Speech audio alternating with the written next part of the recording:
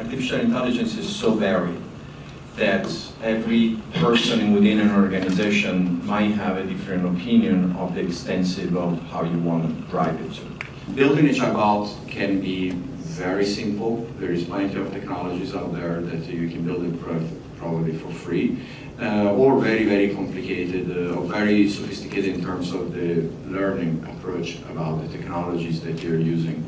The first step is really to understand what are your needs, what do you really want to get out of this, and also what you want to focus on in the conversation. For me, a chatbot is just like another person. Everybody here got up in the morning today and you chose a specific type of shoes, outfit. You decided if you wanted to, drink a coffee or a tea, and that's basically how you treat when you build a chatbot.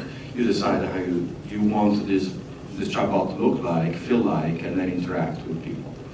And then from there, you look into the back end of what you get out of it, what type of information, and what you want to use the information for. Artificial intelligence is at its very beginning. We are at a phase where most companies are just getting into it.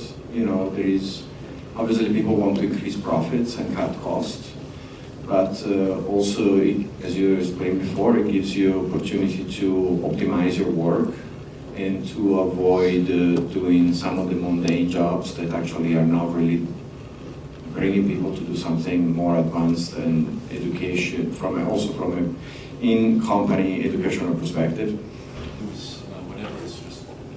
Francesco, I'd like to... It's all about transparency. It goes back to what he was asking.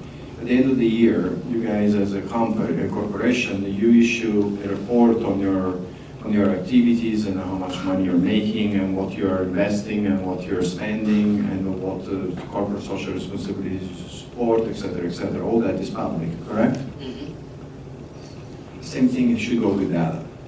The data you collect, once you start becoming transparent, what you do with the data is not that you share the personal information, but that's where the step is. That's where nobody's why is Amazon so successful? Why is Facebook so successful? Because their collection of data is one way. They're not sharing the data backwards. Now, once you start documenting what type of data companies are using and what is the data that is moving the needle to grow their income, then the people like you and I can make decisions about the ethics of this company. So transparency on the data, of the quality of the data, is the key to regulate the market.